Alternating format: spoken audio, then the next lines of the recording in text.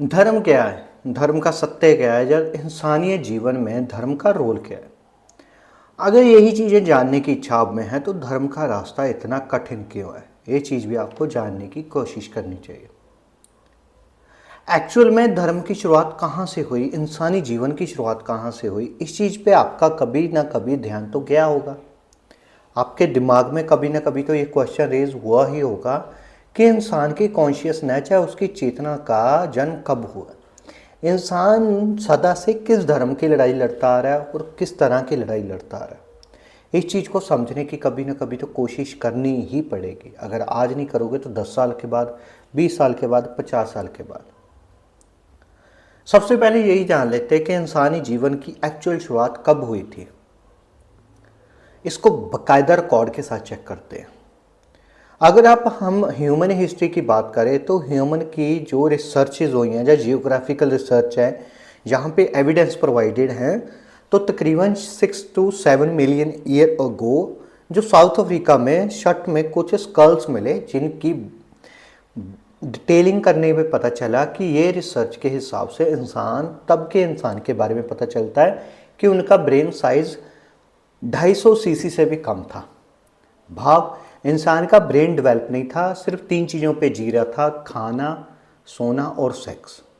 यहाँ पे इंसान को अपने आप का नहीं पता, उसके शरीर के बारे में नहीं पता, सिर्फ बेसिक जैसे बाकी जूनियर जी रही थी वैसे ही इंसान जी रहा था। इंसान और बाकी जूनियों में बिल्कुल डिफरेंस नहीं था।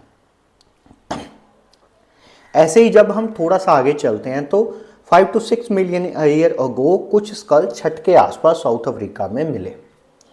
तो उनकी कार्बन डेटिंग करने से पता चला कि इनके जो स्कल्स थे थोड़े से ग्रो हुआ, उसका ब्रेन साइज थोड़ा सा डिफरेंट था पुराने स्कल्स के हिसाब से। तो उसके हिसाब से इंसान ने चलना सीख लिया था 2 पैरों पे, 2 हाथों पे नहीं, सिर्फ 2 पैरों का यूज़ करना शुरू कर दिया था। ऐसे ही जब हम 1 लाख ईयर के आसपास आते हैं तो 1 लाख साल पहले इंसान ग्रुप्स में आ चुका था। इसके एविडेंस फ्रांस पे भी मिले हैं, इसके एविडेंस कुछ साउथ अफ्रीका में मिले हैं कि इंसान ने घर बनाने या गुफाओं में रहने के तरीके ढूंढ लिए थे, जो अपने सर्वाइवल स्किल को थोड़ा सा इम्प्रूव किया। यहाँ पे आके उनके ब्रेन का साइज तकरीबन एस्टिमेट 300 से 500 सीसी के बीच में साइज रहा। और अगर हम थोड़ा सा फिर आगे आ जाएं तो 50,000 साल पहले इंसान ने कला सीख ली थी। इसके कुछ अवशेष गुफाओं में चित्रकला के रूप में मिलते हैं। इसके कुछ अवशेष इंसान के कार्बन डेटिंग से रिकॉर्ड मिले कि इंसान सर्वाइवल स्किल में थोड़ा सा एक्सपर्ट होता गया। यहाँ तक धर्म का कोई नामो निशान नहीं था, कोई रिकॉर्ड अवेलेबल नहीं है, कोई साइंटिफिक डेटा अवेलेबल नहीं है। तकरीबन 10,000 साल पहले इंसान ने खेती की कला सीख ली थी, खेती करनी सीख ली। उसको ग्रुप्स में, समूह में इंसान रहने लग गया। वही ग्रुप्स आगे चल के तकरीबन 7 से 8,000 साल पहले इंसान इतना ज़्यादा डेवलप हो गया था खेती पर से कि उसके बीच में शब्दों की वार्तालाप को उन्होंने लिखना सीख लिया था। तो इसीलिए जो हमें वेद मिलते हैं, जो पौराणिक वेद मिलते हैं, वो तकरीबन 5,500 या 6,000 साल पुराने मिलते हैं। उसके पीछे का रिकॉर्ड नहीं मिलता है हमें, कहीं भी कोई भी ऐसा रिकॉर्ड नहीं मिलता है जिसके हिसाब से इंसान जाग सके। तो तकरीबन हम ये मान सकते हैं कि 10,000 साल पहले इंसान ने युद्ध की कला भी शुरू कर दी थी। छोटे छोटे ग्रुप्स में रहता हुआ इंसान में कुछ चालाक इंसान राज करना शुरू कर दिया और वही एक ग्रुप दूसरे ग्रुप को मार के उसको हत्याने की कला शुरू हो गई थी। यही तकरीबन राज प्रथा, जो राजे की प्रथा है, ये वहीं से शुरुआत हुई थी। तो धर्म की शुरुआत कहाँ से हुई, इस चीज़ को जानने के लिए आपको तकरीबन वेदों में झांकना पड़ेगा, क्योंकि वेद लिखे गए तकरीबन उनकी एज 5 से 6,000 साल पुराने हैं। और जो सबसे पुराना धर्म माना जाता है वो बौद्ध धर्म माना जाता है। जब महात्मा बुद्ध की शुरुआत से ही बौद्ध धर्म की शुरुआत हुई, उसके बाद सनातन मत आई, उसके बाद अपना भगवत गीता का रिकॉर्ड 3,000 साल पुराना है। अगर हम अरब में चेक करें तो मुस्लिम समाज के तकरीबन 1500 से 2,000 साल पुराना है। ऐसे ही ईसाई धर्म है, वो भी 1400 से 1500 साल पुराना है। और सबसे न्यूनतम धर्म है वो सिखिज्म है, वो तकरीबन 550 साल पुराना है। अगर हम धर्म की कल्पना को आगे लेके चलते हैं तो हमें पता चलता है कि सिखिज्म की शुरुआत गुरु नानक देव जी से हुई थी। वो ही पंथ प्रथा आगे चल के सिख समाज को देन गुरु ग्रंथ साहिब जी के रूप में मिली। ऐसे ही जब हम ईसाई धर्म को देखते हैं तो उनकी प्रथा उनके बाइबल के हिसाब से मिलती है। अगर हम ऐसे ही मुस्लिम समाज को देखें तो धर्म की प्रथा तकरीबन 2000 साल के आसपास की मिलती है। तो जब हम भगवत गीता को देखने की कोशिश करते हैं तो 3000 साल पुरानी है। अगर हम धर्म के और पहलू पीछे जाते हैं, सनातन मत में जाते हैं, तो तकरीबन 5,500 साल पुरानी मिलती है। अगर हम इससे भी पीछे जाएं तो हमें कोई रिकॉर्ड नहीं मिलता। तो हम ये चीज़ मान सकते हैं कि जितने भी धर्म हैं वो तकरीबन 5,500 साल के आसपास के। क्या उससे पहले भी धर्म था? धर्म तो सदा से है, धर्म सदा ही है, सदा ही रहेगा। उस धर्म के बारे में हमें जानने की ज़रूरत है। वो जिस धर्म की बात हो रही है वो कॉन्शियसनेस की बात हो रही है। इंसान 3 चीज़ों पे जीता है, खाना, सोना और सेक्स। जिस दिन इंसान ने तकरीबन आप मान लो कि 20,000 साल पहले जब वो ग्रुप्स में आया, तो ग्रुप्स में आने के बाद उसने औरत और मर्द के भेद के विचार को खोला। उस विचार को खोला जिस विचार के बारे में आगे चल के उसने धर्म का रूप लिया, उसने सारे संसार का रूप लिया। जिस दिन इंसान ने अपने विचार के बारे में सोचना शुरू किया, इंसान की कॉन्शियसनेस थोड़ी सी जागी, उसी दिन उसके विचार में औरत और मर्द का भेद खुल गया। वो औरत और मर्द का भेद खुलते हुए वो इंसान आगे चल के ग्रुप्स में बटा, ग्रुप्स के बाद वो समाज में बना, समाज के बाद वो क्षेत्र बने, क्षेत्र के बाद वो देश बने, देश के बाद आज इंसान अपनी अपनी कंट्री पे प्राउड फील करता है और एक दूसरे को मारने की बात करता है। तो एक नग्नता का विचार इंसान को आज इस लेवल पे ले आया है कि वो सब बाउंड्री खुद ही सेट की हैं और खुद ही उनको पूरा कर रहा है और खुद ही मिटा रहा है। यहाँ पे परमात्मा कुछ नहीं कर रहा। परमात्मा सिर्फ होने में है, करने में नहीं है। अब ये चीज़ समझनी बहुत ज़्यादा ज़रूरी है। यहाँ पे कर्म सिद्धांत लागू होता है, जैसा करोगे वैसा भोगोगे, छोटे लेवल पे भी बड़े लेवल पे भी। एक अंधा लीडर देश को बर्बाद कर सकता है, एक समझदार लीडर देश को बनाता है। ये चीज़ हम सबको पता है। अब ये धर्म की लड़ाई है। अगर एक इंसान या एक टाइमलाइन के बीच में है तो वो उस टाइमलाइन से पहले क्या था, ये चीज़ भी सोचनी पड़ेगी। अगर सिखिज्म की बात करूं तो सिखिज्म में जो फिलॉसफी है, जो ज्ञान है, वो इस चीज़ पे है कि धर्म सदा से था और सदा ही रहेगा। अब ये जिस धर्म की बात हो रही है वो सिखिज्म की बात नहीं हो रही है, वो ज्ञान की बात हो रही है, वो ह्यूमन नेचर की बात नहीं हो रही है, वो कुदरत की नेचर की बात हो रही है, जो खुद ही पनप रहा है, खुद ही मिट रहा है। हर एक जीव पैदा हो रहा है, हर एक जीव मर रहा है। यही ज्ञान है, यही बेसिक है। अगर आप इस्लामिक मत को देखते हैं तो तकरीबन 1500 से 2000 साल पुराना इसका रिकॉर्ड मिलता है। आयतें आती हैं, कुरान की आयतें हैं। उसी रिकॉर्ड के बेस पे अगर हम इसको थोड़ा सा डिटेल में जानने की कोशिश करें तो मोहम्मद जी ने बेसिक भी यही कहा है। सबसे बड़ा आपको मोहम्मद जी के जीवन शैली में देखने की चीज़ ये है कि वो इतने ज़्यादा नरम थे, वो इतने ज़्यादा सहज थे कि हर एक दूसरे को दुख देगा तो आपको खुद को दुख मिलेगा।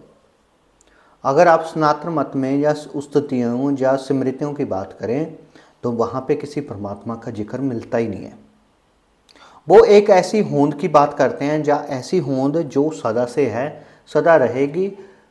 धरती है, धरती ना हो, आप हैं, आप ना हो, उसकी ज्ञान की बात करता है। तो हम किस चीज़ के बीच में लड़ रहे हैं? धर्म की लड़ाई हमेशा झूठ के बीच की होती है, सच और झूठ के बीच की। अब ये सच के मायने हमेशा चेंज होते रहते हैं और झूठ के मायने भी हमेशा चेंज होते रहते हैं। जो चीज़ कल झूठ थी वो आज सच हो सकती है, जो आज सच है, जो मैं चीज़ बोल रहा हूँ ये कल को झूठ भी साबित हो सकती है। तो धर्म वही है जो चीज़ आप फॉलो करते हैं। तो इंसान के नग्नता के विचार पे ओपन हुआ एक सिस्टमेटिक विचार, जब इंसान ने औरत और मर्द के बीच का भेद खोला कि औरत और मर्द कैसे दो डिफरेंट चीज़ें, दोनों के शरीर अलग हैं, दोनों की कार्यशैली अलग है। जब आप इन दोनों चीज़ों में फंसे रहोगे, औरत और मर्द के विचार में फंसे रहोगे, आप ज़िंदगी में ग्रो नहीं कर पाओगे। अगर आप मर्द हो तो औरत को आपको उस लेवल पे रखना पड़ेगा जहाँ पे मर्द और औरत का बीच का डिफरेंस ख़त्म हो। अगर आप औरत हो तो मर्द के बीच का भेद आपको ख़त्म करना पड़ेगा। ये दोनों चीज़ें ही धर्म के लिए हैं, यही धर्म है।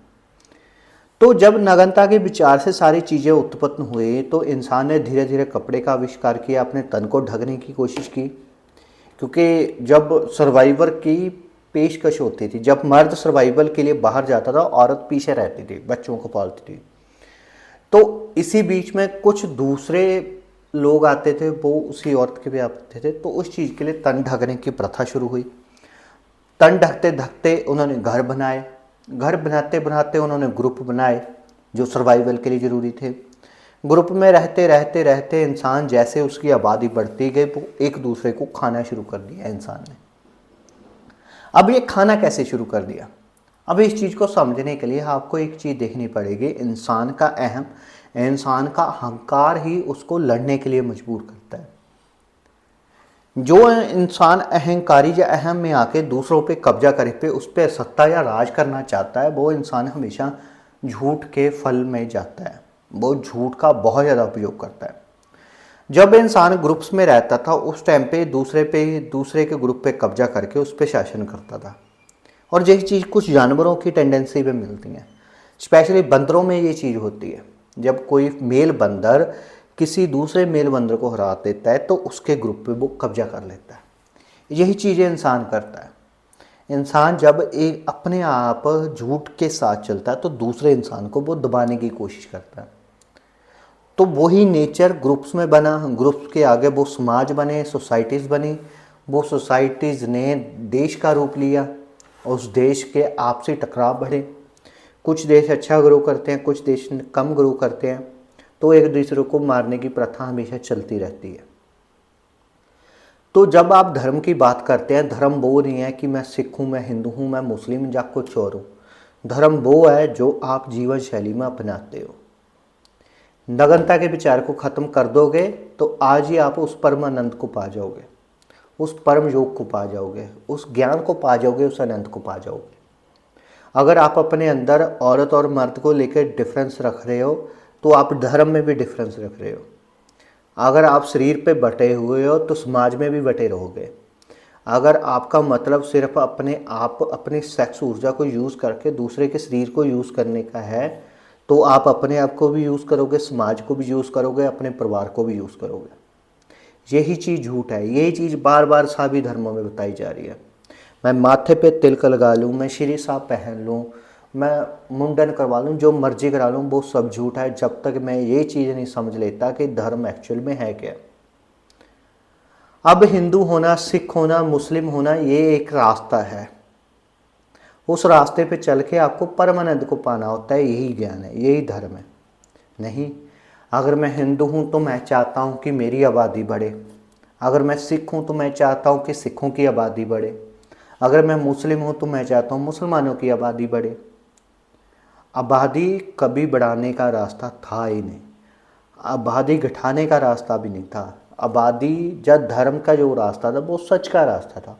वो एक ऐसा सच था जो सच हमें पता होना चाहिए। जो ज्ञान गुरु ग्रंथ साहिब जी में लिखा गया, जो सच गुरु ग्रंथ साहिब जी में लिखा गया, समय के बाद वो आज लोगों को झूठ लगता है। जो ज्ञान भगवत गीता में लिखा गया है वो आज लोगों को कल्पना लग रही है। जो ज्ञान कुरान शरीफ में लिखा गया वो आज लोगों को झूठ लग रहा है। अगर मैं सारी चीज़ों झूठ मान रहा हूँ और मैं ये चीज़ मान रहा हूँ कि मैं ही सच्चा हूँ तो वो आप गलत हो। अगर आपके आप पे सेल्फ डाउट है कि हाँ मैं गलत हो सकता हूँ, मैं यहाँ पे भी गलत हूँ, तो आप सच के रास्ते पे हो।